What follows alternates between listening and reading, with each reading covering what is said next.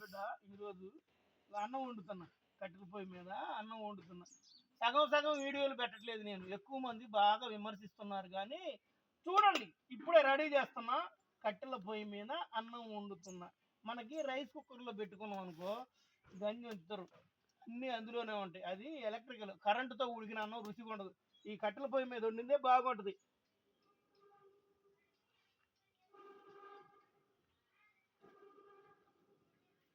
పొయ్యి మాడట్లా సరిగా, అందుకని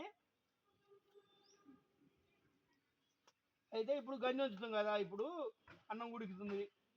ఇప్పుడు ఇందులో ఉన్న నీళ్లు శుభ్రంగా గంజి అయింది. గంజి ఉంచిన తర్వాత అన్నం మంచిగా ఉడికిద్ది. ఆ గంజిలో కొద్దిగా ఉప్పు వేసుకొని తాగితే అది కూడా బలం, శక్తి బాగా ఇస్తుంది. మంచిగా అన్నం కూడా మంచిగా ఉడుకుతుంది. ఉడికిన తర్వాత అన్నం పెట్టుకుంటా, అన్నం పెట్టుకొని తినేది కూడా మీకు చూపిస్తా. సగం సగం వీడియోలు చేయట్లే. ఇది పురాతనం నుంచి వచ్చిన కట్టెల పొయ్యి మీద చేసే వంట అనమాట. కాబట్టి ఇప్పుడు ఉన్నాయి, ఆగమ్మా, మండుతుంది, ఆగరాదు.